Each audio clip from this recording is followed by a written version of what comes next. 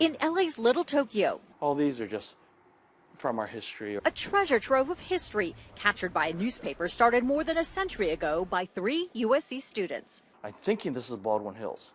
Michael Kamai is a third-generation publisher of Rafu Shimpo, These are all of our various mastheads. a newspaper serving Southern California's Japanese-American community since 1903. Originally, everything was in Japanese for the new immigrants,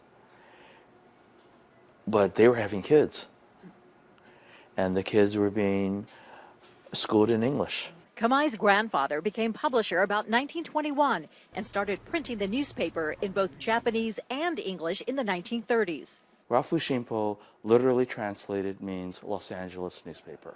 The only time Rafu Shimpo stopped publishing was when its staff and all other Japanese Americans on the West Coast were sent to internment camps after the bombing of Pearl Harbor on December 7, 1941. A date which will live in infamy.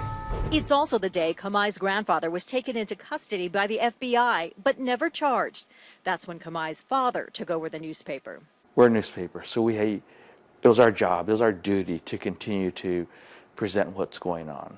To ensure they could continue doing their job after the war, staff gathered the lead type bearing the Japanese characters, which they used to hand set each line of print, and hid them under the office's wood floorboards. Like many companies during the pandemic, employees here are working from home, but they are making plans to bring them back, as well as plans to generate new revenue to keep this historic newspaper going.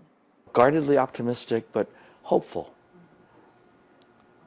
There is a place for us. This headline from the 1980s boasts the newspaper has survived 2 world wars, a depression, and an evacuation of its entire community.